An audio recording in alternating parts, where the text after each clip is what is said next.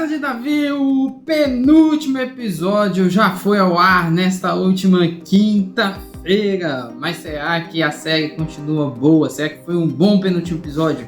Será que está preparando bem aí para o final dessa série, para o confronto Davi e Golias? Se você quer saber tudo isso, é logo após a vinheta.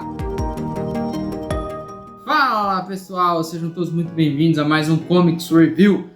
Para você que não me conhece, meu nome é Rafael Luiz e eu trabalho com histórias em quadrinhos. Essas daqui são algumas histórias em quadrinhos, né? Essas daqui na verdade são autorais daqui do nosso canal. Eu trabalhei em outras também.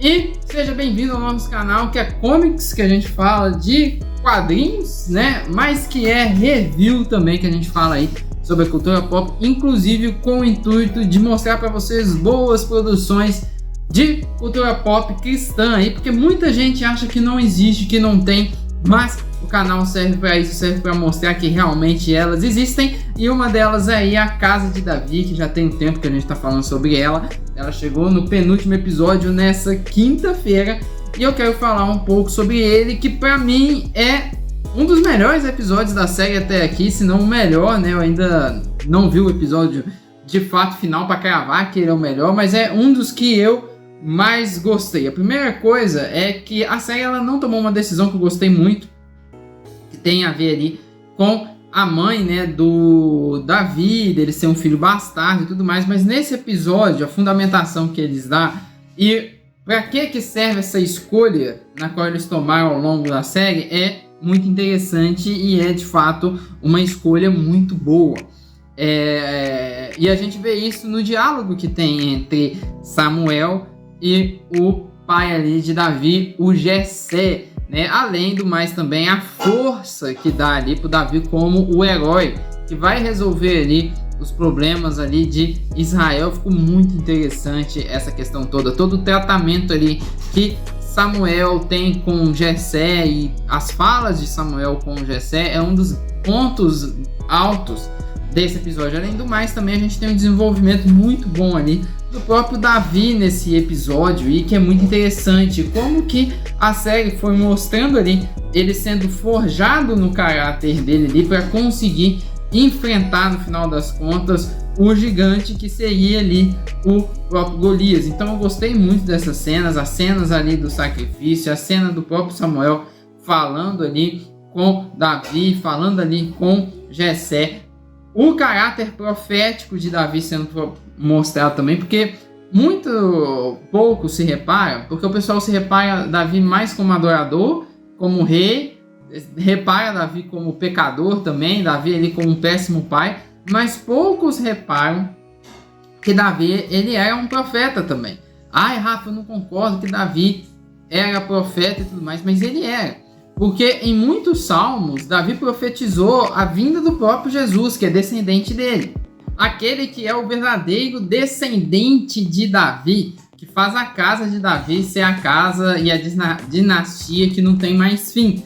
Davi profetizou muito sobre Jesus, não só sobre a morte de Jesus, a ressurreição de Jesus, o ministério de Jesus, mas ele profetiza também sobre a volta de Jesus. Então, Davi tinha um caráter profético também. É muito interessante que é colocado isso nas cenas que ele acaba vendo ali, o guerreiro, que é uma referência ali ao livro de Josué.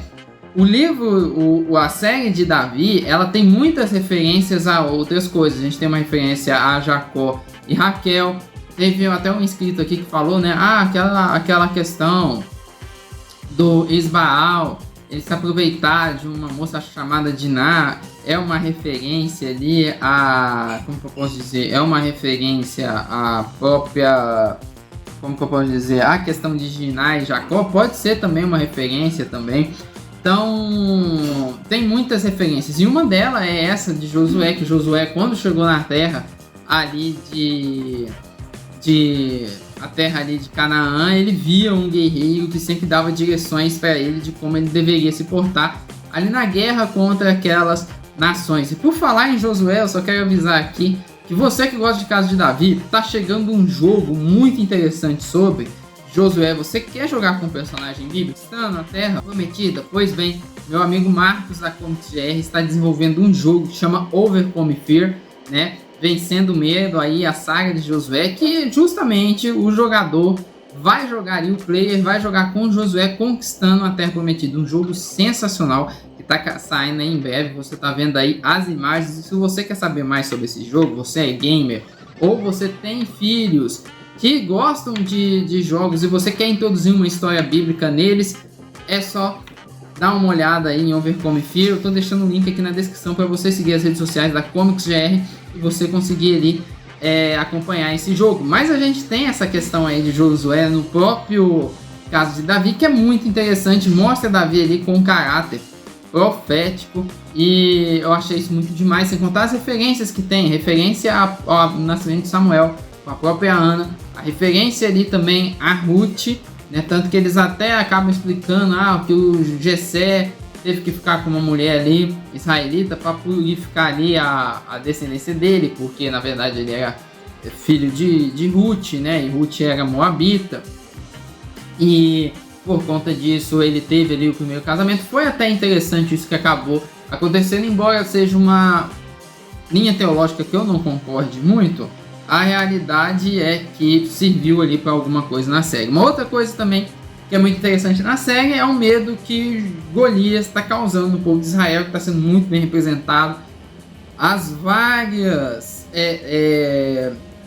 zombarias que ele faz contra o povo e vários medos que ele coloca ali no coração dos homens de Israel, tá muito bacana. Mostra-se que foram muitos dias eles tentando ali contra, né, Israel, e a gente vê o rei Aquis unindo os 5 povos ali dos filisteus para enfrentar o povo ali de Israel.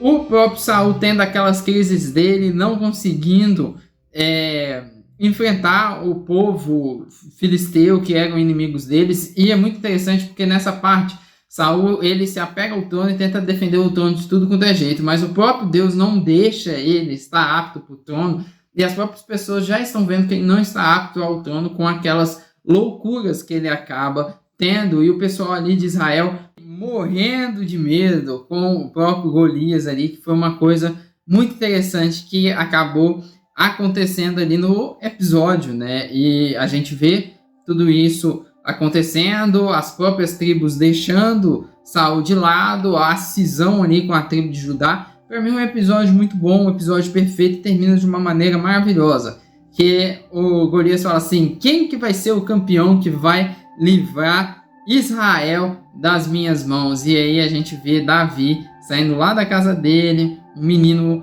até então frágil, indefeso, entre aspas, caminhando para salvar o povo de Israel. A história de Davi é uma história verídica, uma história real, mas é uma história que apontava para Jesus, porque assim como Israel estava com medo de Golias e não sabia o que fazer, nós estávamos também escravos do pecado e com medo do pecado, mas o nosso Davi, que é Jesus, veio para nos livrar desse pecado, e isso ficou muito interessante nessa história. Como eu digo, a Amazon, embora ela não tenha acertado em todas as decisões, uma decisão ela acertou, que foi colocar a série Casa de Davi, fazendo muita referência ali pro próprio Messias, que é Jesus, que haveria de vir. O que você está achando da série até aqui? Quais que são as suas expectativas pro episódio final de Casa de Davi? Me conta aqui embaixo. Outra coisa também que eu quero falar com você é o seguinte: o setor de cultura pop cristã está crescendo, então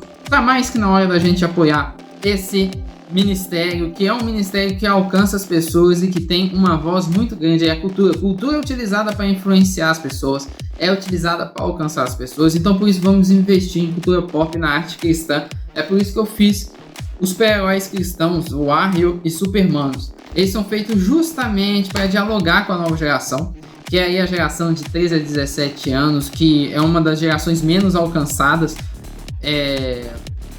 na igreja, né, ou pela igreja. E uma das coisas que eles mais prestam atenção é a cultura pop. Por que não usar a arma da cultura pop para falar com eles e mostrar o evangelho para eles? Então isso daqui são super-heróis, mas são uma parábola para justamente falar do evangelho através deles.